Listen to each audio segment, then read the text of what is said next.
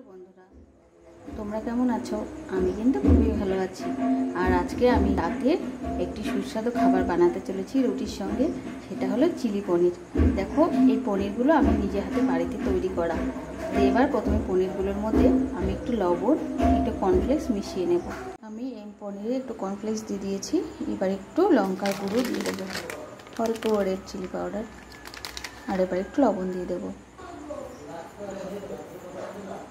এবার ভালো করে এটাকে ঝাঁকিয়ে নিতে হবে। আর একটু জল দিয়ে দেবো। দেখো, আমি এখানে অল্প জল দিয়ে মেখে নিয়েছি, তাতে কর্নফ্লেক্সটা ভালো পনিরের গায়ে মিশে গেছে। এবার এটাকে আমি ভেজে নেব। আমি কেটে নিয়েছি, একটু পেঁয়াজ কেটে নিয়েছি, ক্যাপসিকাম আর একটু রসুন কুচি নিয়ে নিয়েছি। এবার আমি প্রথমে একটা কড়াই বসিয়ে দিলাম।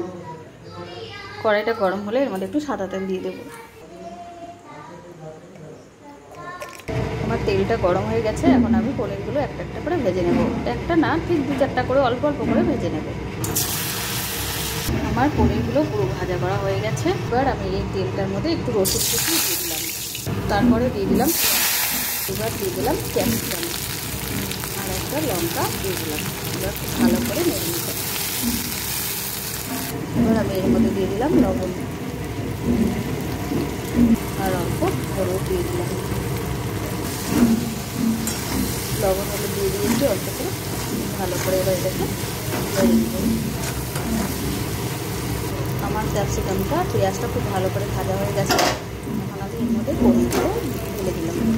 খুব ভালো করে এটা মিশিয়ে নিতে পারি। এটা বেশি লাল হয়েছে রেড চিলি পাউডার দেওয়ার জন্য, এটা এতটা লাল হয়েছে পনিরগুলো।